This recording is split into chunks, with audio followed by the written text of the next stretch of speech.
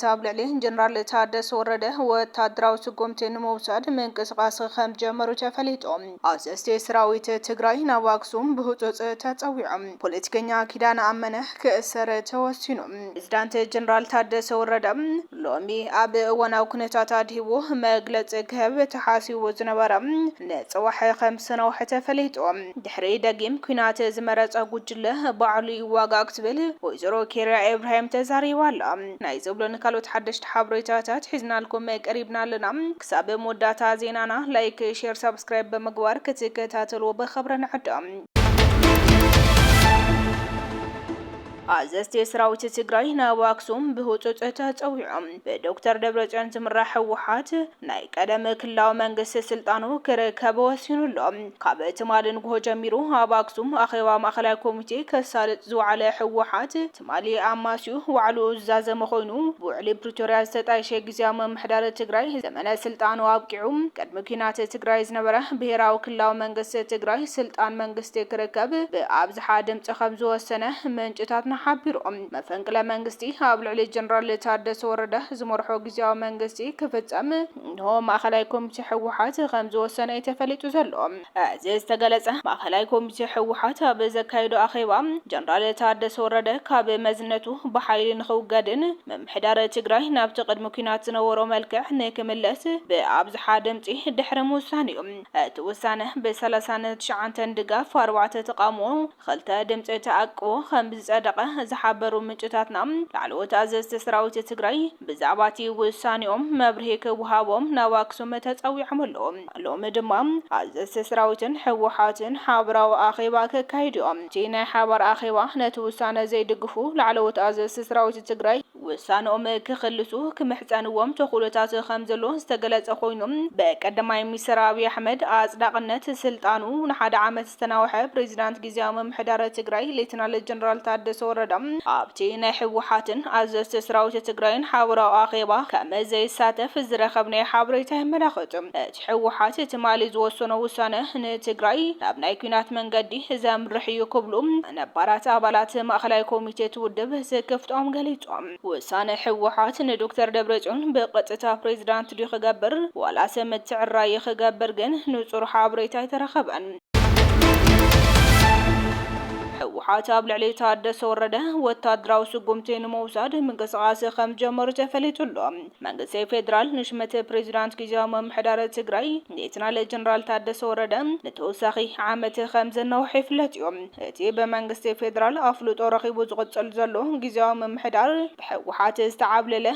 ሙሉ ኣብ ትሕቲ ቁፅፅር ትውድብ ዝርከብ ዋላ እኳ እንተኾነ ይቐፅል እዩ ተባሂሉ ብፌደራል ተወሲኑሎ ካብዚ ወፃኢ ዝተዋህበ ሓድሽ ሽመት ይኹን ዝተመስረተ ሓድሽ መንግስቲ የለን እዚ ገዲፍካ ናይ ህዝቢ ትግራይ ናይ ቃልስን መስዋዕትነትን ውፅኢት ዝኾነ ፕሪቶርያ ፍሪስካ ሕጋዊ መንግስቲ ንምግባር ዝግበር ምንቅስቃስ ኩናት ካብ ምእዋድ ወፃኢ ካልእ ምንም ዘምፅኦ ነገር ከም ዘየለ ይፍለጥ እዩ ብተወሳኺ ድማ ፕሬዝዳንት ታደሰ ወረደ ኣብ ኩሉ ኩነታት ሃዲቡ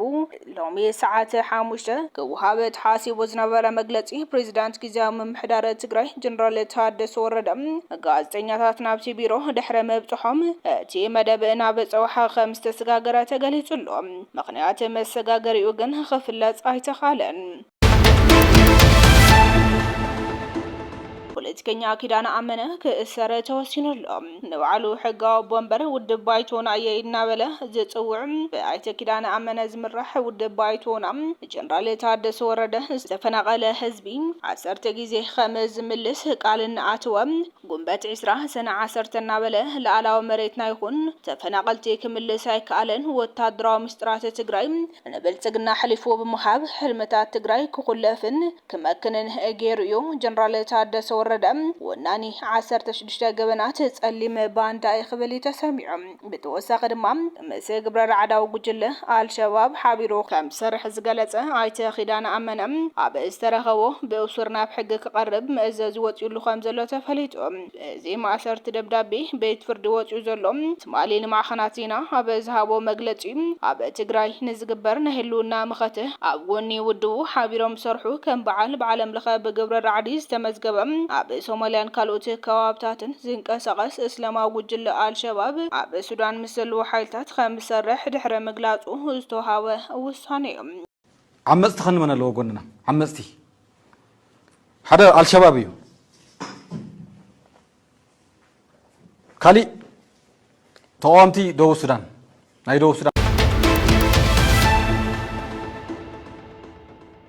ድሕረ ደጊመ ኩናት መረጻ ጉጅለ ባዕሊ ይዋጋእ ክትብል ወይዘሮ ኬርያ ኢብራሂም ተዛሪባላ። ሻዕቢያና ሻዕቢያ ተወከልትን ባዕሎም ይዋግኡ መንእሰይ ትግራይ ብዝኾነ ይኹን መንገዲ ደሙ ከፍስስ ይቕረ ረሃጽውን ከፍስስ የብሉን ድሕሪ ሕዚ ንዝኾነ ይኹን መራሒ ከድሕን ኣብ ዘይምልከቱ ሓዊ ክእጎድ የብሉን ቅድሚ ኩሉን ልዕሊ ኩሉን መንእሰይ ትግራይ ክነድሕን ኣለና ክትብል ተሰሚዓላ።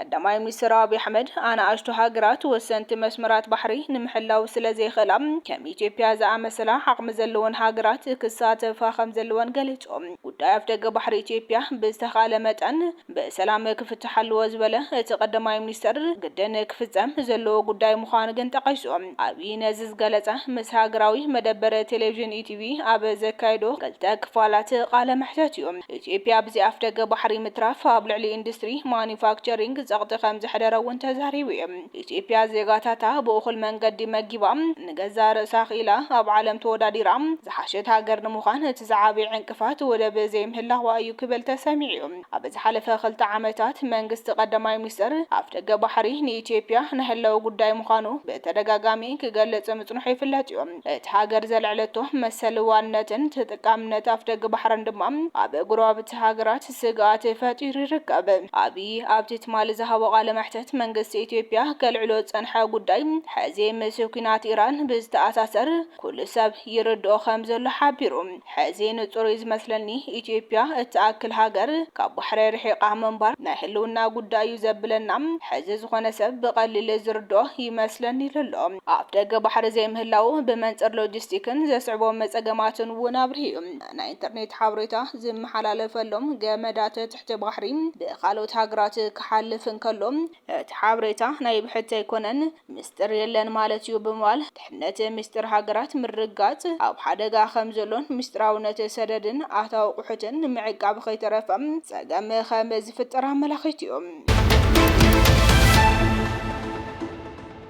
ኣብ መንጎ እስራኤልን ሊባኖስን ን10 መዓልታት ዝጸንሕ ተኩሲ ደው ምባል ተኣዊጁ ዶናልድ ትራምፕ እስራኤልን ሊባኖስን ትማሊ 8 ሚያዝያ ን10 መዓልታት ተኩሲ ደው ከብሉ ከም ዝተስማዕምዑ ኣፍሊጦም ትራምፕ ትስምምዕ ምስ ቀዳማይ ሚኒስትር እስራኤል ቤንጃሚን ኔታንያሁ ፕሬዝዳንት ሊባኖስ ጆሴፍን ድሕሪ ዘካይዶ ዝርብ ከም ዝተበጽሐ ሓቢሩ ይኹን እምበር እቲ ኣብ ባይታ ዘሎ ኩነታት ገና ወጥሪ ዝመልኦ ኮይኑ ይቕጽል ከም ዘሎ ጸብጻብ አልጀዚራ የመላኽት ይኹን እምበር እቲ ኣብ ባይታ ዘሎ ኩነታት ገና ወጥሪ ዝመልኦ ኮይኑ ይቕጽል ከም ዘሎ ጸብጻብ አልጀዚራ የመላኽት። ተኸበርኩም ተኸታተልቲ ኳሊቲ ሚዲያ ሎም ዝተዳለዉ ሓደሽቲ ሓበሬታታት ነዞም ዝተኸታተልኩሞም ይመስሉ ነይሮም። ነቲ ሰናይ ምክታልኩም ድማ ኣዝና ኢና ነመስገን። ሰላም